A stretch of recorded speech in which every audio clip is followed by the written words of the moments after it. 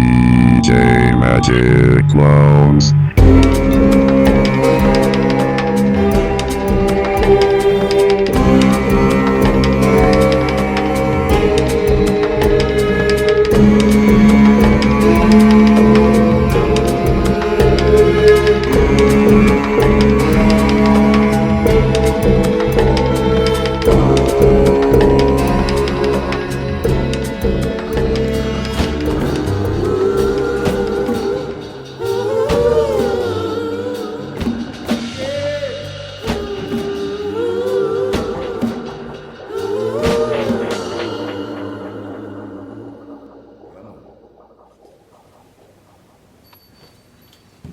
Greetings and blessings to one and all.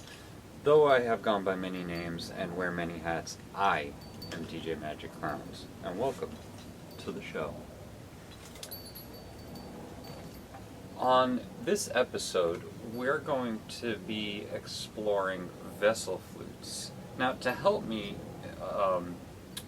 explore vessel flutes with you guys, I have a special guest coming on by the name of Ammon Swinbank, Flutist extraordinaire.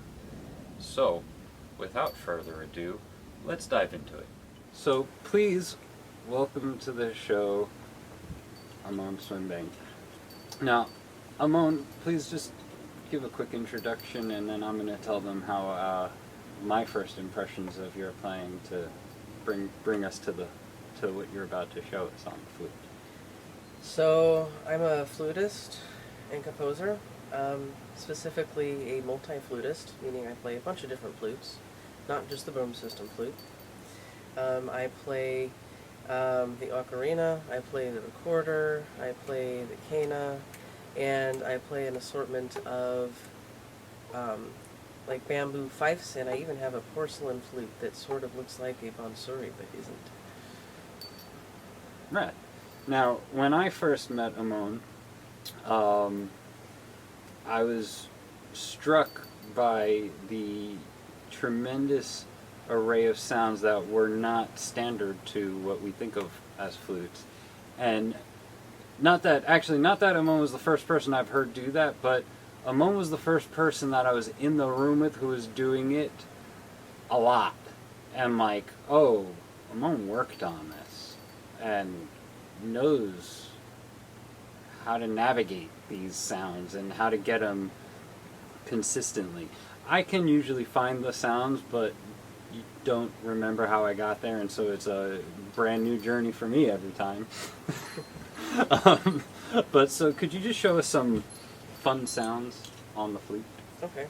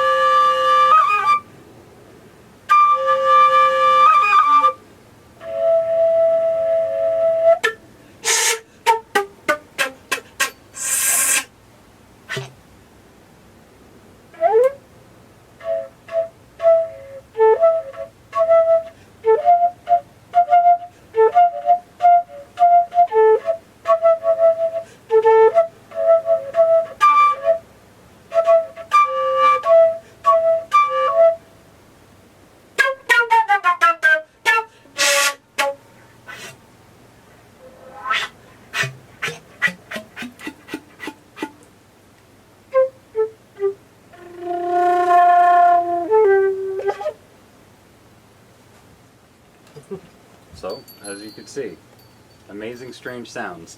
Right, so as we have spoke about in the past, where this is the standard flute that most people think of when you say, "Oh, I play the flute." This is what people imagine most of the time. And when instruments get smaller, they get higher. So we have the piccolo and bigger they get lower, and Ammon has a really fun flute that is even bigger, and this is the alto flute. As we said, since it's bigger, it's going lower.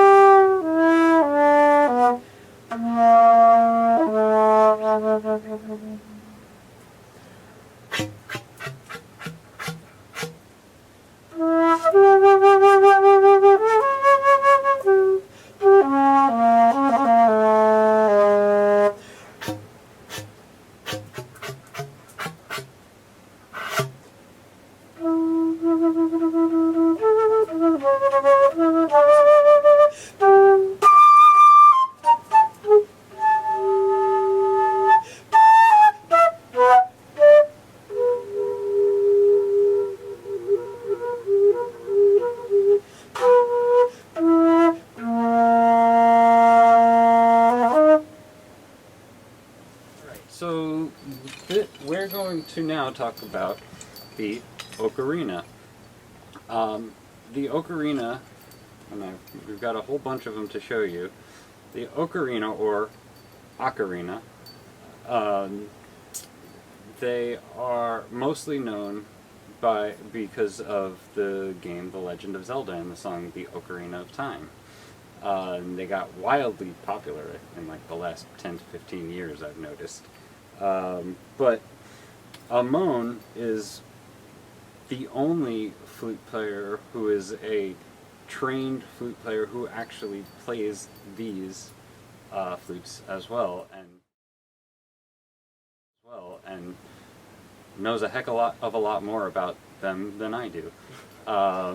So we're gonna jump into the ocarinas, starting with this one, which this is one I got at a gift shop at a museum many years ago, and it is, as Ammon said, Wall art.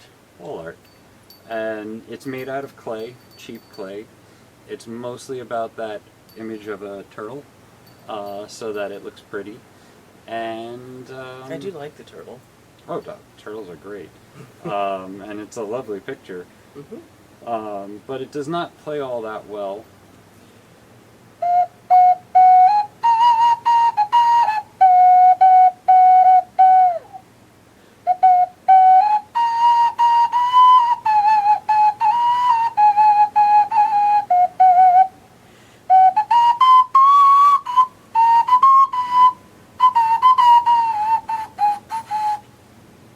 Because the finger holes are in really natural places.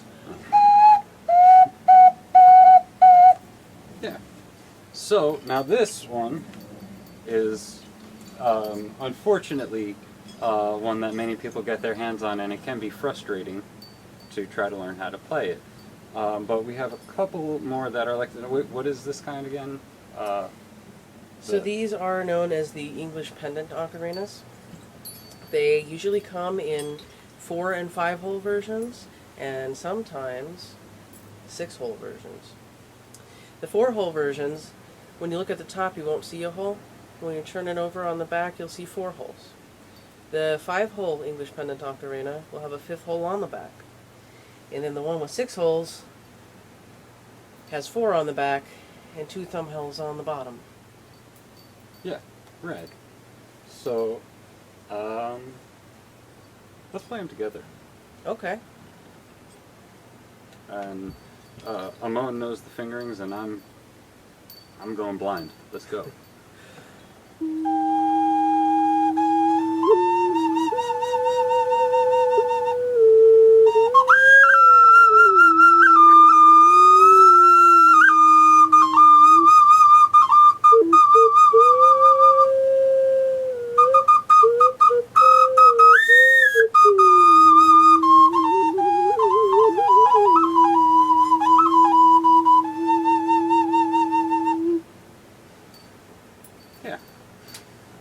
just like the other flutes, like the piccolo and the all the way down to alto or tenor and so on. As the smaller the ocarina, the higher in pitch. The larger the ocarina, the lower in pitch. So let's move on to the kind that I think more people are aware of and you see more often, which is this kind. Now this is, I think most of the time when people see this, they go, oh, Legend of Zelda, because this is, I believe, in the game maybe? I don't know. Basically, the fingerings for the video game ocarina are a little different than this one, but yes. Oh, okay. Well, and so, can you tell us about this one and the history? So this one actually was designed, actually let's take it a step back. Okay. So, when the Europeans came to Central America, they found that there were people there that had these type of vessel flutes that they would sing and dance with. Okay, I need to interrupt you for a second. You said something really fun. Vessel flute. Can we talk about that for a second? Ooh, what is a vessel What flute? is a vessel flute?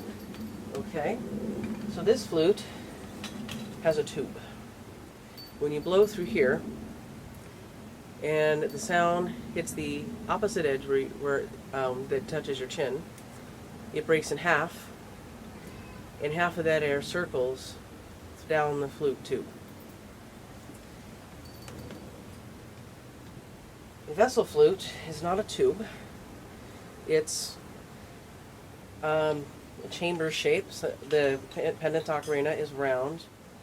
This flute is often known as the sweet potato or the potato flute because it has an oval shape that kind of resembles a potato, sort of. Sort of. So, okay. Rad. And now this design of the ocarina is, please tell us about that, like how it came about, and continue. I interrupted you with vessel, and let's continue where we are. Okay. So vessel flutes in South America And Central America. and yeah. Central America. Basically the Mayans and the Aztecs. Mm-hmm. When the Europeans came, they found people that were doing these songs and dances with these vessel flutes, what we think of, one of the things that we would think of as being ocarinas. And they brought them to Europe, and they passed them out to their kids as toys, which is very unfortunate, but we'll save that for another conversation, another time. Yeah. So anyway, these flutes were circulating around Europe as toys for these kids, and then around the 1850s, there was this guy named Giuseppe Donati who decided that he wanted to make his own type of clay vessel flute. Specifically, he was 17 years old, and specifically this came out, he released this in, I don't think they used those words then, 1853. In 1853, he made one of them and Released his ocarina on Kickstarter, because that existed in 1853. No. So anyway, this flute was designed by Giuseppe Donati, basically in 1853, around the same time that the boehm system flute was invented by Theobald Boehm in Germany. They both have an eerily similar fingering pattern. Yes. So for all you flute players out there, you will know that this is C. Ocarina players follow the ocarina. C, D, E, F, G, A, B, C. Yep. So basically what Donati did was he put a European fingering system on a type of flute that's very old. You find what we think of as being ocarina type flutes going back at least 12,000 years. The specific time frame can vary widely depending on who you're talking to, but the point is they've been around a really long time, probably a lot longer than we think. He also, Giuseppe Donati, coined the term ocarina, which translates to little goose. This is I the... have a question. Yes. Do we know why he chose to call it Little Goose? That is a good question. I don't know for sure. I mean, I'm sure but I glad he wonder did, if but it doesn't sound much like a goose. it doesn't. I mean, To be honest, I don't know the answer to this one. right, yeah. no. It is out there. I saw it, and I don't remember. Okay, fair. Well, it's out there. Leave a comment and inform us. So, red. So now this one is made out of plastic. Plain and simple. But Ammon brought a couple like this that are made out of ceramic.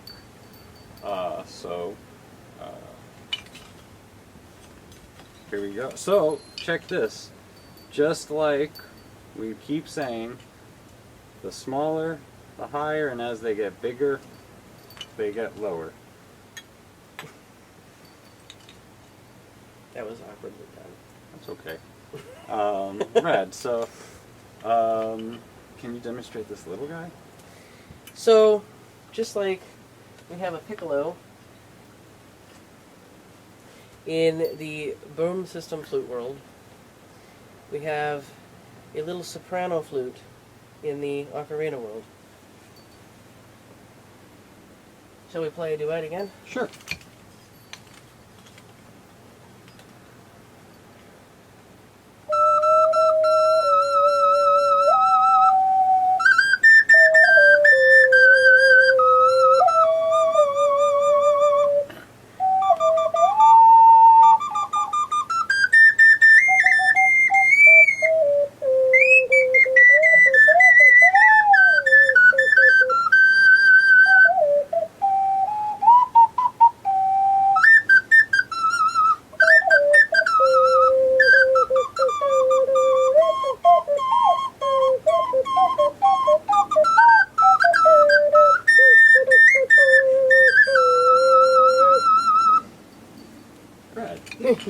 Awesome. And now I'd like to point the other ocarina like this Ammon brought is really cool shaped and slightly different. This is my rock axe. Yeah. So this is the same type of flute. The fun thing about ocarinas and vessel flutes around the world is you can make them in basically any shape you want and have basically any fingering system you want. And this is the same type of ocarina as the sweet potato, also known as potato flute, only it is carved to be in the shape of a dragon tooth. Oh wow, I didn't notice that. That's so cool. You find these on Songbird Ocarina. That's where I got this one. And I can't remember the name of the glaze on this one, but I thought this was the coolest looking one. Right. I thought this would look so cool playing this in the subway. I mean, It reminds me of those electric guitars that you get them in these like wild pointy shapes and you play in a metal concert, but it's an ocarina. Yeah, pointy guitars, pointy ocarinas. Pointy guitars. I love that. And a dragon tooth, which also makes it nerdy at the same time. Yeah, awesome.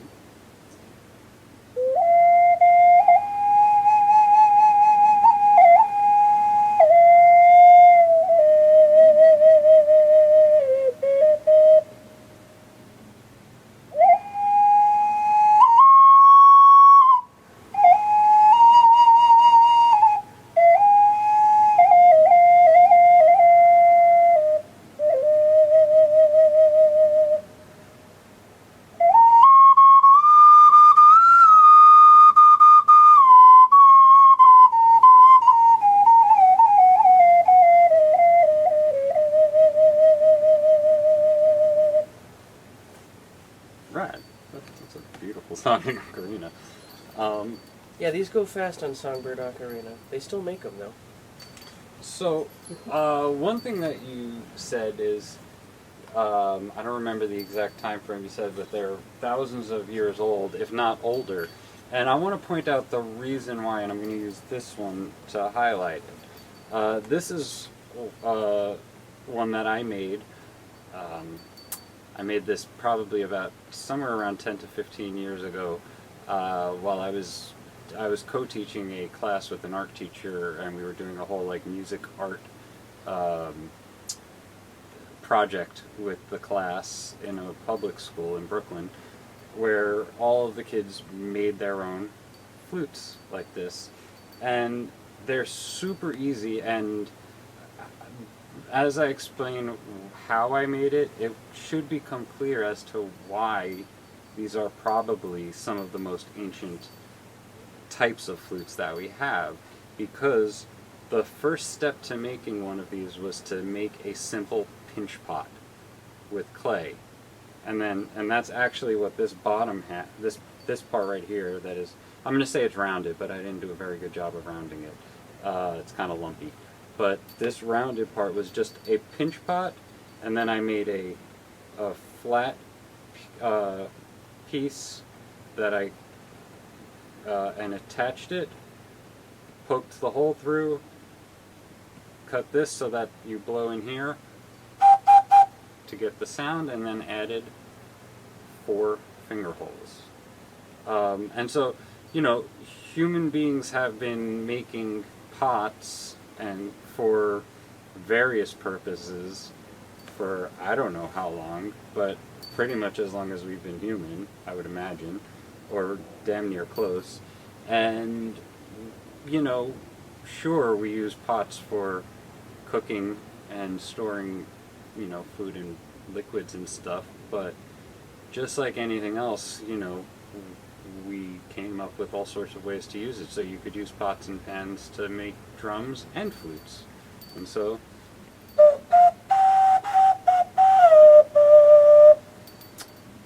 so that's to say, like, these are actually pretty simple to make, because the class was actually with 3rd and 4th graders, I believe, and every one of the students left that class with an ocarina that they made that worked. So, And just like anything else, the more you make them, the more you get good at it. right. This flute here is a very similar clay to this one, and it's Yes. just this woman in Seattle who did this for years and years and years with the same kind of tools, Right. and then sold them at the Pike Place Market under the name Claziness Whistleworks. So, You could do that too. yeah. So, and that's going to bring us to we have 2 more to show you. One, we'll start with this one. This is a vessel flute, actually, that my sister got for me many years ago. She was in Slovenia, I believe, and when she came back, she gave me this. And this one is a vessel flute that has just 2 holes.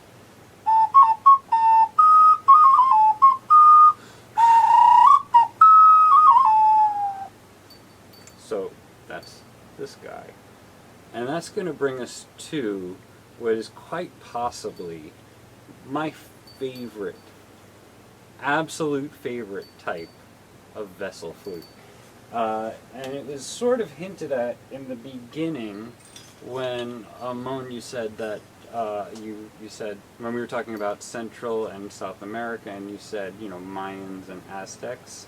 So, this is an Aztec death whistle. Now, not a flute, not an ocarina in the traditional sense. It does not play melodies. It is called a death whistle for a reason. I'm going to play it. We'll see. Get ready.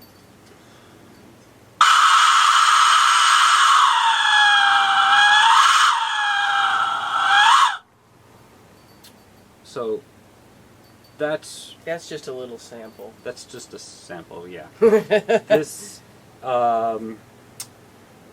so the first time I ever encountered one of these, what I was told about them is maybe one of the coolest stories I ever heard. Utilizing music for warfare, to be quite honest. So what I was told was that these whistles, these death whistles, in the Amazon jungle, you'd have a group of guys with these, and what they would do is they would hold a flame in front of it, and in the dark, in the jungle, when you have floating flames and little skulls floating around, surrounding your camp with these hectic sounds coming through, it would scare the heck out of the whatever village war was being waged on. And so that's one use of these. I'm sure there were other uses that I'm unaware of, but that was a story that I was told when I was introduced to these types of vessel flutes. And the way that if I understand correctly, when you blow in this hole inside, there's a series of chambers that block and then let it through to create the noise, and it comes out down here at the bottom. Now this one is made out of clay, and I know I just blew into it to show you how it sounds, but you could actually get some really diverse and interesting sounds depending on how you control your breath with it. Would you like to demonstrate it? Because I know you've done that tremendously in the past. Oh, here it goes.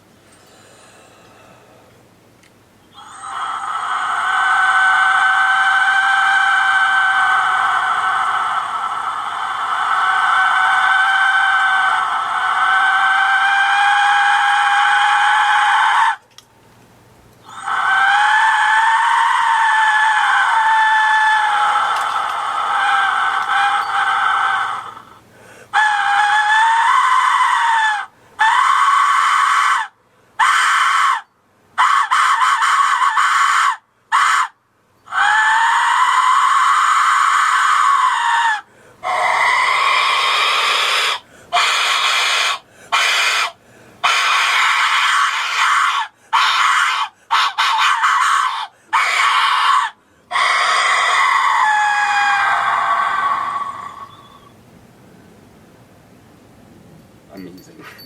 So, and I have one more to show you that is just to show you that, we do live in the future, and this is on my whistle ring here. This is a mini 3D printed death whistle. It does not sound as good or loud as that one, but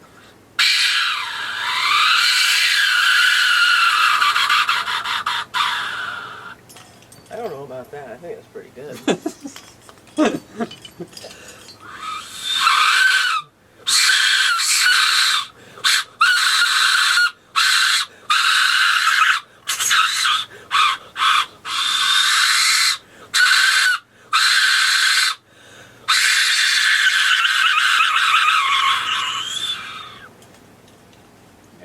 It's Junior. I mean, yeah.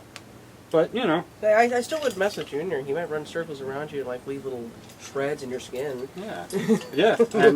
But and these guys, I believe I got this off of like Amazon, super cheap.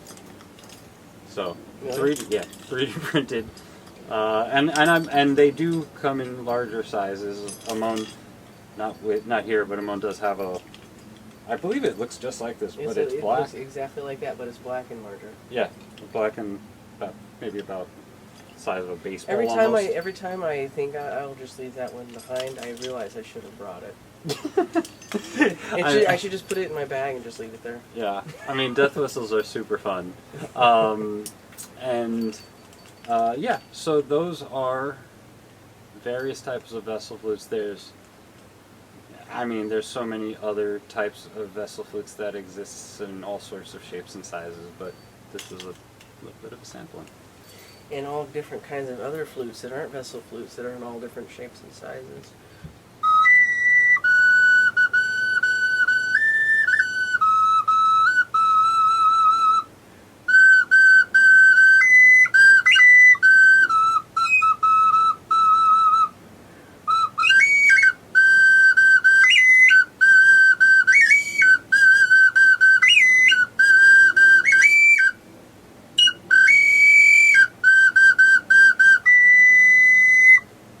Right.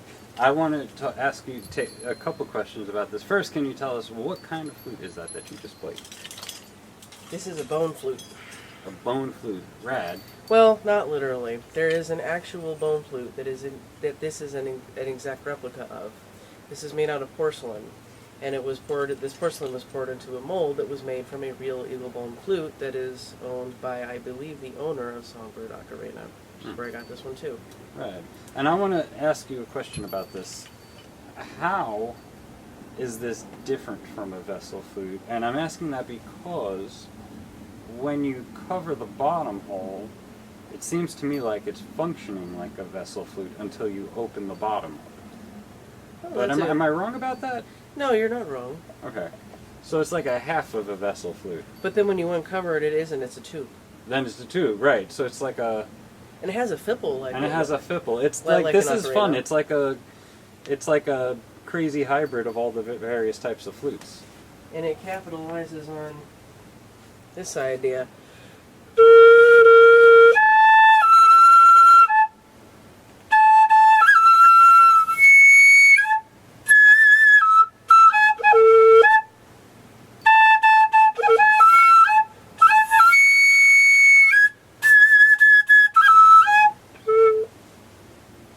Right. All right. Right. Thank you for being on the show.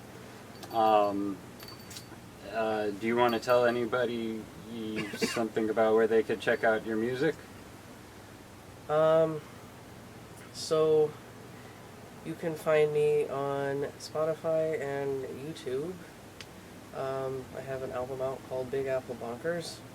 I use this flute, the dancing songbird, and this flute, not in pieces, but I do use it. You can use a flute in pieces, but I didn't on that one. Yeah, you can just type it in on YouTube or Spotify or iTunes. You can find me that way. Right. Ammon Swinbank. Thank you. Thank you for spending your time with me. And as always, remember, those who spread hate and malice really do need our love the most. So in the words of Fred Rogers, thank you for being you.